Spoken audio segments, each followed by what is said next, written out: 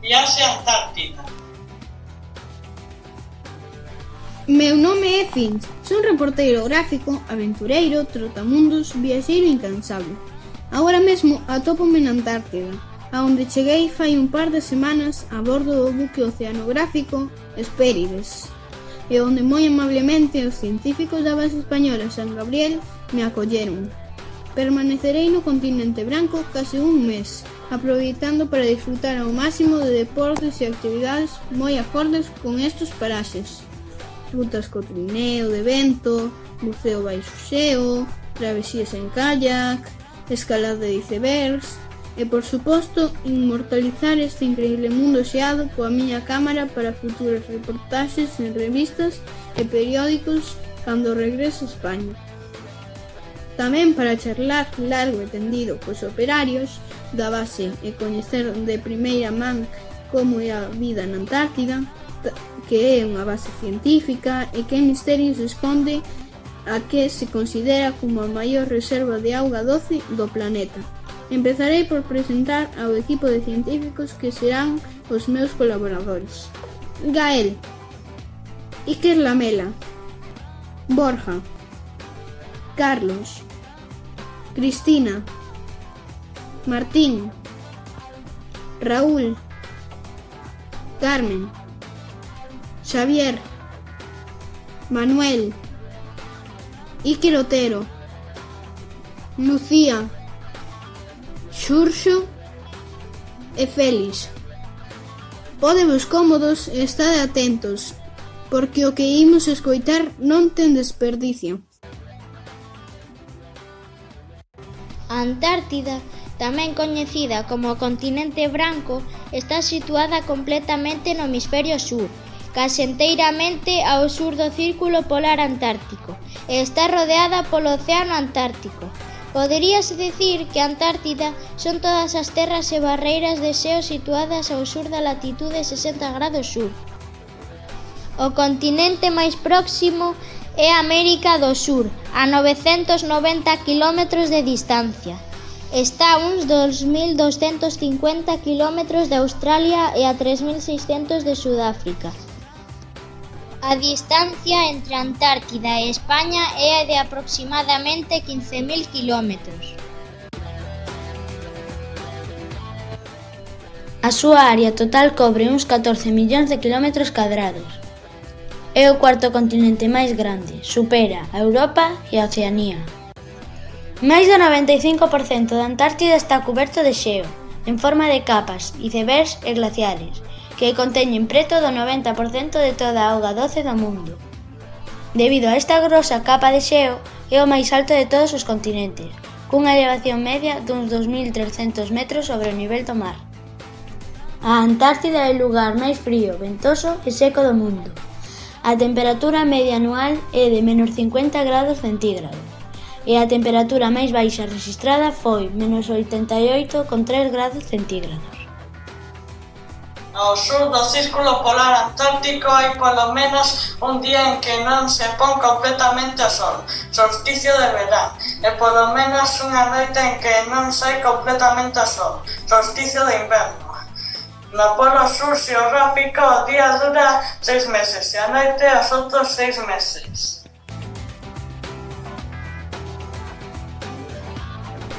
O illamento da Antártida do resto do mundo permitiu evitar a contaminación industrial común aos demais continentes.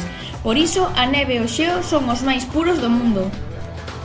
Máis de 2/3 da auga doce do mundo atópanse ali en forma de xeo. Se esta se derretera, podería abastecer a todas as cidades do mundo por 1 millón de anos. A Antártida arroxa ao mar preto de 4.000 millóns de toneladas de xeo ao ano, en forma de icebergs. A pesar de ter moito xeo, é un dos lugares máis secos do planeta. No interior do continente chove só de 120 a 140 milímetros ao ano, menos que no deserto do Sáhara.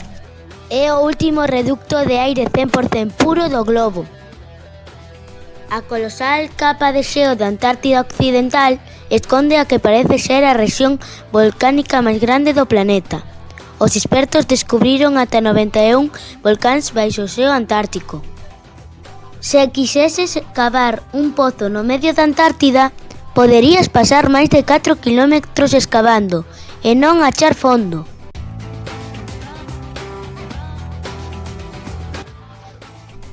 Os habitantes máis famosos do continente xeado son os pingüíns. A eles acompáñanlle outras aves, baleas, focas, peixes e crustáceos. Millóns de animais viven nesta rexión ao extremo do sur do planeta, con condicións adversas. A razón é a abundancia de comida, principalmente do krill, pequeno crustáceo considerado o prato principal da Antártida. Ningún animal vertebrado terrestre habita a Antártida. Durante o inverno, moitos animais migran cara ao norte e só volven ao final da estación. Non o fan debido ao frío, senón polo conxelamento da superficie da auga, que impide a procura de alimentos procedentes do mar. Debido á ausencia de depredadores de terra, a costa antártida é un paraíso para as aves. Para sobrevivir neste tipo de tempo, os animais están adaptados a acumular grandes cantidades de grasa baixo a pel. Existe unha especie en perigo crítico de extinción, a balea azul antártica.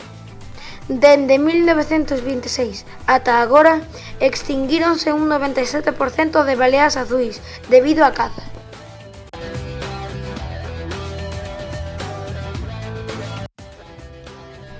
Non hai árbores nin arbustos debido ás condicións extremas do clima.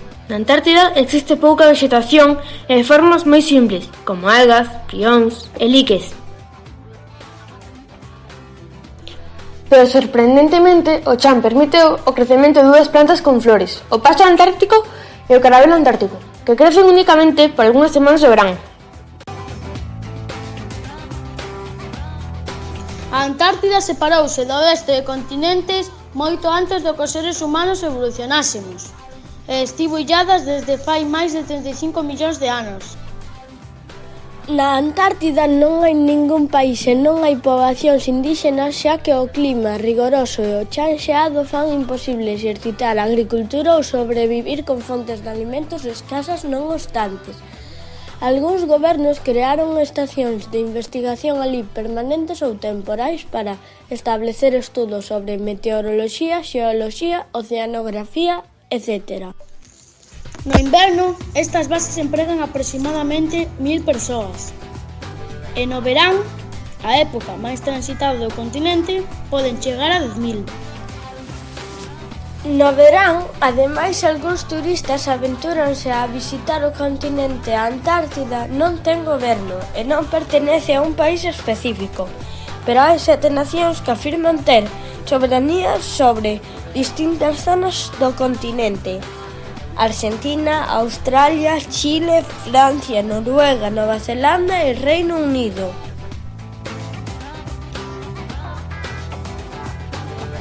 A Antártida foi o último continente descoberto a pesar de que durante varios séculos antes do 1820 xa se sospeitaba a existencia dunha terra austral descoñecida nalgún punto do sur do planeta.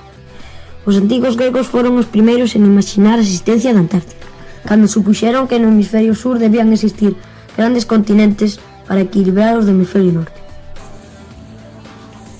Durante millóns de anos, a Antártida foi un lugar ao que mariñeiros e exploradores non conseguiron nin sequera chegarse, dadas as fortes correntes, os ventos moi intensos e violentos, ademais dos icebergs, que formaban unha barreira moi difícil de traspasar. O capitán de navío británico James Cook foi o primeiro explorador en cruzar o Círculo Polar Antártico, a partir do 1770, pero aínda que circunnavegou a Antártida nunca avistou o continente. O 30 de xaneiro de 1820, ás 3 da tarde, o oficial da Mariña Británica Edward Bransfield e o seu piloto William Smith observan unha liña da costa con montañas nevadas cando os xirones de néboa levántanse. O continente xeado deixouse ver ao fin. En xaneiro do 2020 cúmplese o 200 aniversarios do seu avistamento. Desde finais do século XIX ata principios do século XX, numerosas expedicións visitaron a Antártida. O 1 de decembro de 1959 foi firmado o Tratado Antártico. pola Argentina, Australia, Bélxica, Chile, os Estados Unidos, Francia, Gran Bretaña, Xapón, Nova Zelanda, Noruega, Sudáfrica e a Unión Soviética. Entrando en vigor o 23 de xuño de 1961, co obxectivo de que a Antártida continúe empregándose sempre exclusivamente para fins pacíficos e que non chegue a ser escenario ou obxecto de discordia internacional. Un buque oceanográfico é un buque preparado para as tarefas de investigación científica en mares e océanos. Algúns buques oceanográficos están construídos con capacidade polar e incluso poden estar equipados cun casco especialmente reforzado, o que lles permite operar no Océano Ártico e na Antártida en distintas épocas do ano. Os buques oceanográficos dispoñen de instrumentos para estudos de auga, temperatura, salinidade, turbidez. Tamén analizan a dirección e as características das correntes mariñas e fan observacións meteorolóxicas. España ten 2 embarcacións oceanográficas na Antártida, como o buque de investigación oceanográfico Bío. As Palmas é un antigo remolcador do exército español feito para apoiar as misións científicas na Antártida. Foi construído en 1978 nos estaleiros de Santander e sufriu diferentes renovacións para adaptalo ao seu novo uso e á normativa ambiental da Antártida. Ten capacidade para 36 tripulantes e 20 científicos. Actualmente apoia as misións científicas na Antártida e abastece suministros e alimentos ás bases da Antártida española. Barco de investigación oceanográfica Bío, Hespérides, tripulado por a Mariña Española, está deseñado especialmente para navegar polos mares da Antártida durante longos períodos, con presenza de xeo. Ten 11 laboratorios a bordo e capacidade para transportar 58 tripulantes e 29 científicos. Ademais de ofrecer apoio nas campañas da Antártida, Bío Hespérides fai campañas noutras partes do planeta.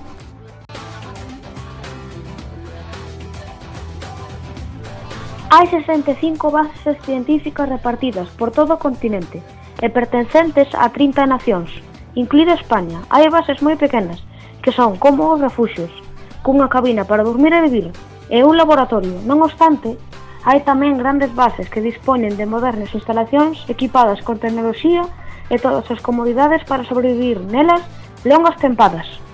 Algunhas son tan importantes e numerosos que habitan familias enteiras. Teñen escolas, emisoras de radio, igrexas e todo o necesario para a vida nestas rexións xeadas. Unha base antártica nun lugar específico dentro do territorio da Antártida onde se construen residencias habitables para humanos, dependendo do seu uso. Habitan permanentemente ou temporalmente.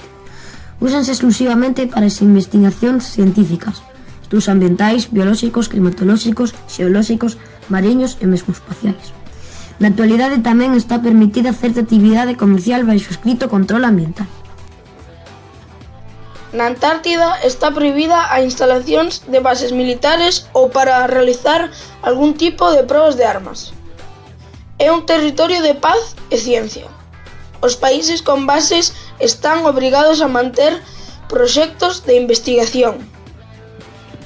O duro traballo faise durante os meses de verán, cando se pode chegar ás zonas máis illadas polo xeo.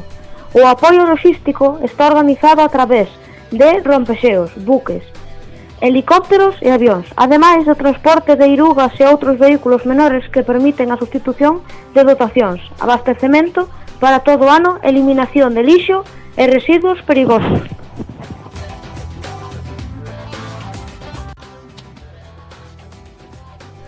España ten 2 bases na Antártida, que só funcionan durante os meses de verán. Juan Carlos I e Gabriel de Castela. Ademais, puntualmente, ábrense campamentos temporais. As bases antárticas españolas teñen bibliotecas e zonas de descanso, ademais das zonas para científicos e traballadores. Nestas bases realízanse numerosos estudos científicos, tanto biolóxicos como xeolóxicos, climatolóxicos, etc. Inaugurada en xaneiro de 1988, está xestionada polo Ministerio de Educación e Ciencia e funciona de novembro a marzo. Recibe proxectos de investigación científica de diferentes organismos españois e internacionais. Actualmente ten capacidade para 14 persoas. Ademais da base principal ou do aloxamento, habitacións, cociñas, comedor e biblioteca, existe un área de laboratorios, outra de almacéns e un taller de carpintería. A segunda base española que se fundou é a Gabriel de Castela, xestionada polo Exército de Terra de España e situada na volcánica illa de Decepción. Foi inaugurada a finais de 1989 e principios de 1990. Funciona de novembro a marzo. Atópase situada na illa de Decepción, un xigantesco cono volcánico cuxo cráter foi asolgado completamente polo mar. Os barcos acceden ao interior do cráter, onde se atopa a base a través dunha greta coñecida como Foles de Neptuno. Está xestionada polo Exército Español.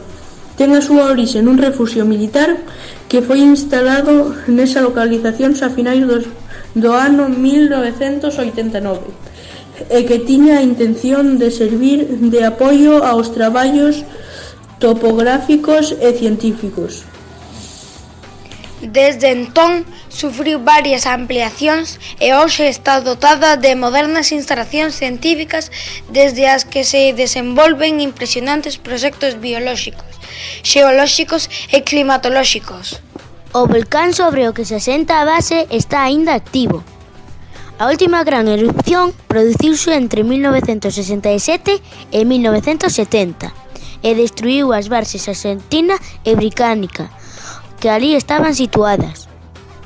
A base ten o nome de Gabriel de Castilla, navegante español que no século XVII foi o primeiro que avistou as terras antárticas nunha misión de exploración que partiu do sur de Chile.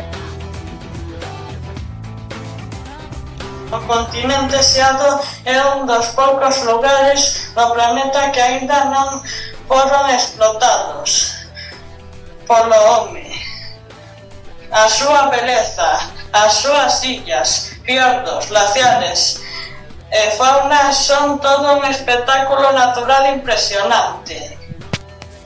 O turismo na Antártida é unha actividade relativamente nova que se foi incrementando cos anos en cantidade de pasaxeiros. Atópase sumamente controlada e regulada en virtude do Tratado Antártico, co fin de manter a pureza e a ecoloxía do continente. As visitas concéntranse en moi poucos puntos, onde non hai xeo, e son de gran importancia para as especies antárticas. Algúns lugares reciben ao redor de 10.000 visitantes cada tempada. A maneira máis fácil e accesible de chegar á Antártida é cun cruceiro desde Argentina, Uruguai, Chile ou Nova Zelandia, por exemplo.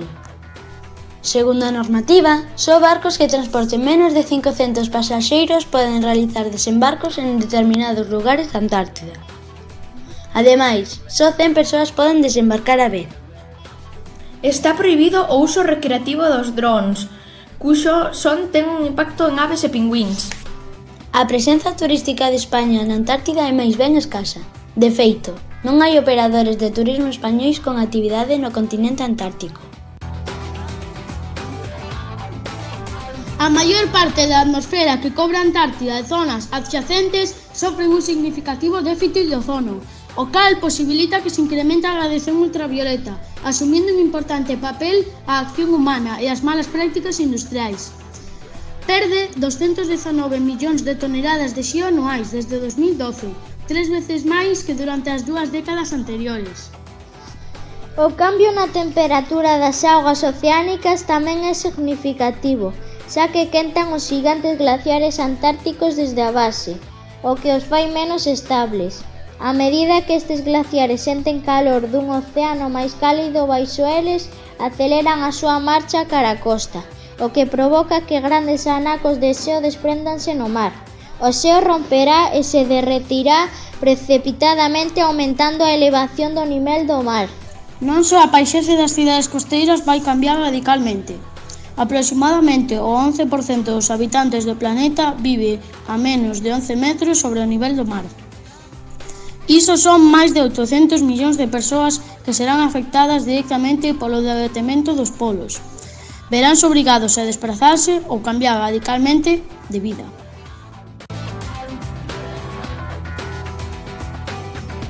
Aquí remata a miña viaxe ao continente xeado. Gracias aos científicos da base San Gabriel por tan interesante información. Espero que vos gustara. Vémonos na miña seguinte aventura.